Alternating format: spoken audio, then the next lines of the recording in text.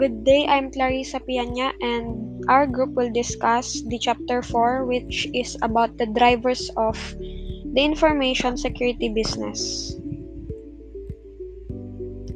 So, here are the contents of the module 4. So, I'll discuss number 3, how to describe the impact of risks, threats, and vulnerabilities on an organization.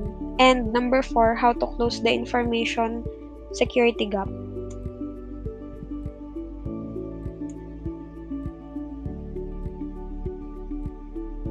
Assessing risks, threats, and vulnerabilities. One of the first steps in developing comprehensive BCPs and DRPs is to fully assess the risks, threats, and vulnerabilities associated with your organization's critical resources. You can't protect your environment from every possible threat, so it's necessary to prioritize. Until you know the risks, you can't know which remedies are necessary. So it is important that all the people who are part of an organization know what are the risks, threats, and also the vulnerabilities of an organization for them to protect their environment and also for them to understand what are the possible actions and solutions that they can do from these threats.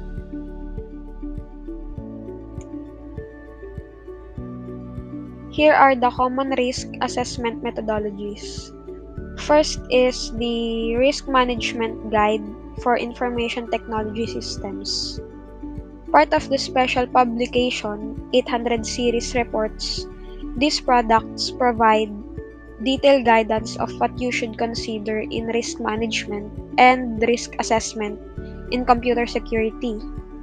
The reports include checklists, graphics, formulas, and references to US regulatory issues. Second, CCTA risk analysis and management method.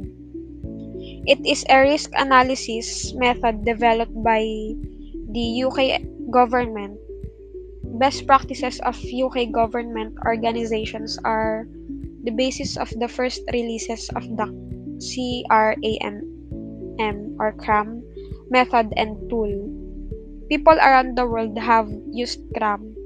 It is also the UK government's preferred risk analysis method. It is best suited for large organizations. Third is operationally critical threat, asset, and vulnerability evaluation, or the OCTAV. The OCTAV approach defines a risk-based strategic assessment and planning technique for security. OCTAV is a self-directed approach. There are two versions of OCTAV, OCTAV and OCTAV S. OCTAV is best suited for large organizations, whereas OCTAV S works well for organizations consisting of fewer than 100 people. ISO-IEC 27005 Information Security Risk Management, an ISO standard that describes information security risk management in a generic manner. The documents include examples of approaches to information risk, information security risk assessment, and list of possible threats, vulnerabilities, and security controls. Fourth topic is how to close the information security gap. Closing the information security gap. Factors that influence the analysis include the size of your organization, the industry in which you operate, the cost involved, the efforts involved, and the depth of analysis. First, identifying the applicable elements of the security, policy, and the other standards. Assembling policy, standard procedure, and guideline documents.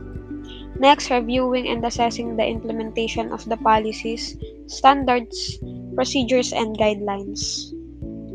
Collecting inventory information for all hardware and software components. Interviewing users to assess knowledge of and compliance with the policies. comparing the current security environment with policies in place, prioritizing identified gaps for resolution. Lastly, documenting and implementing the remedies to conform to policies. So, performing gap analysis is an effective method for measuring the overall security of an organization's IT environment. So, this gap analysis can provide assurances that security implementations are consistent with real requirements. You can conduct many different types of gap analysis activities. They can be formal investigations or informal surveys.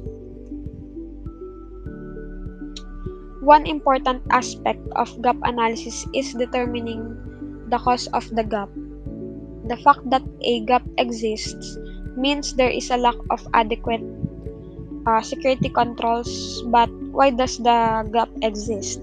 There are several common reasons for security gaps in any organization, such as lack of security training, resulting in non-compliant behavior, intentional or negligent disregard of security policy, unintended consequence of a control or policy change, addition or modification of hardware or software without proper risk analysis, configuration changes that lack proper risk analysis, changes to external requirements such as legislation, regulation, or industry standards that require protocol changes. As you can see, most security gaps relate closely to user actions. One of the first steps you can take to close gaps is to ensure that you fully train personnel on security issues. Well trained people are your best allies in securing your IT environment. As your security efforts become more sophisticated and your organization's personnel become more security savvy, you should encounter fewer security gaps.